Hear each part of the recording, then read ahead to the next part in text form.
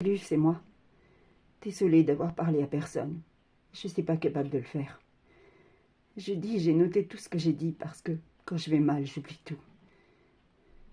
Je voulais tout dire à ces gens, sans scrupules, qui font du mal, en riant comme les harceleurs d'une gamine de 10 ans.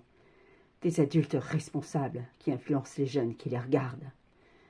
J'étais très mal physiquement et psychologiquement, mais c'était le but. Rien à foutre de ce qui peut m'arriver.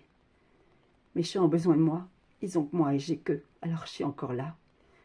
Ça m'a pris toute l'émission d'écrire ce message jeudi, avec une pensée qui partait dans tous les sens et une paresthésie qui engourdit mes doigts et rend mes mains à la fois très douloureuses et insensibles. J'ai gribouillé ce texte que j'étais la seule à pouvoir relire, et j'ai eu très envie d'envoyer des images sur Internet. Je sais pas le faire, mais un ami qui les a enregistrés sait, lui. Il sait aussi que la décision me revient, sinon il les aurait postés depuis longtemps. Il a tout conservé, depuis longtemps. Toutes celles qu'on voit votre vrai visage, RTL2. Et il explique tout depuis le début. Tout est très clair, aucun trucage, tout est vrai. J'ai du mal à tenir ma tablette, désolée. Oui, j'ai eu très envie de le faire. Mais détruire les autres, ça me ressemble pas. C'est pas moi, même quand on détruit ma vie en riant. J'en suis pas capable.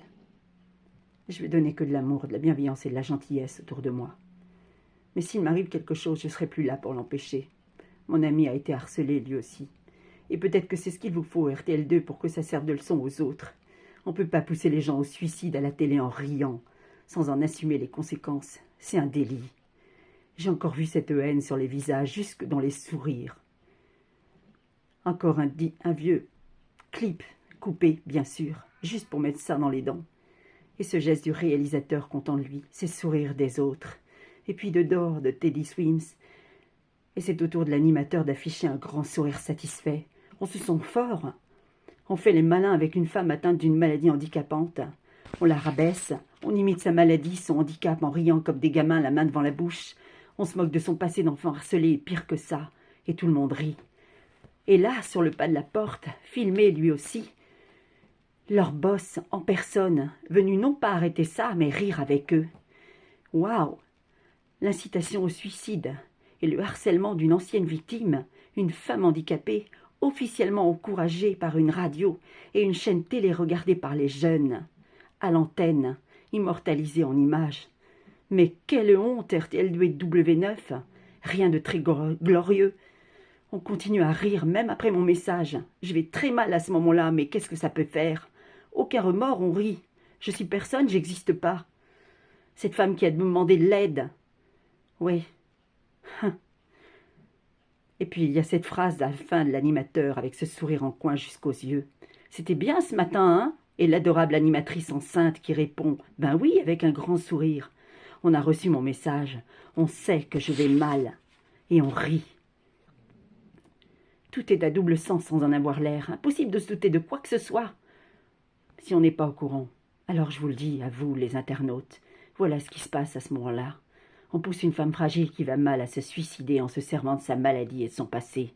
Et on est mort de rire, même le boss. C'est un crime. Ni plus ni moins. Vous n'êtes pas de belles personnes. RTL2, tout est faux. Tout ce que vous dégagez derrière vos sourires est d'une laideur repoussante. Vous n'avez pas une once d'humanité, aucune empathie, seulement de la haine.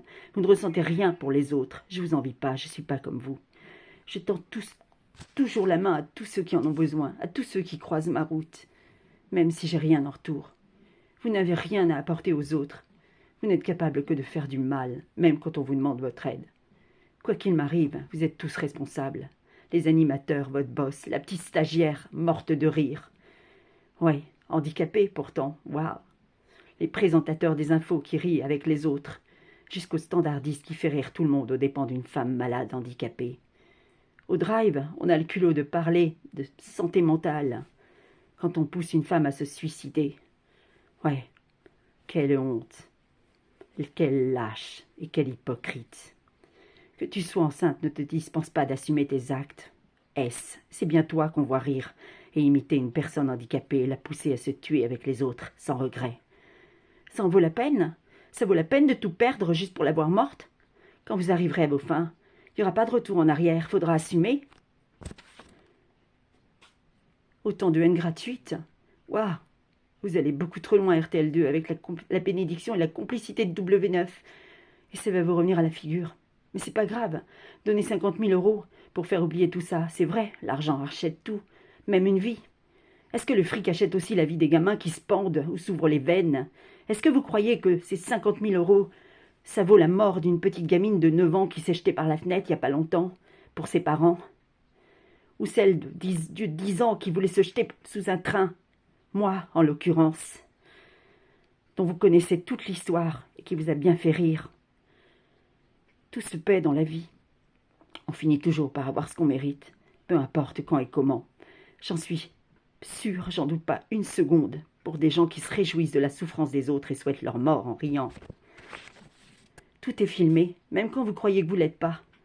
C'est même là qu'on a les meilleurs moments. Vous pouvez les effacer, ils ont été conservés.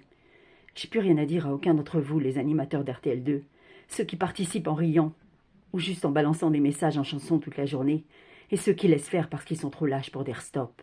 Au pire, vous êtes les harceleurs d'une ancienne victime, une femme handicapée. Au mieux, vous êtes des lâches, pas de quoi être fiers de vous.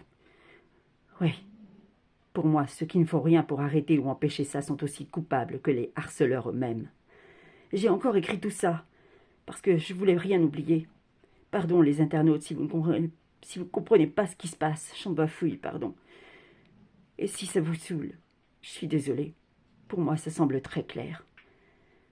Je sais pas si je vais revenir. Je vais pas bien. Je suis désolée. Merci pour tout.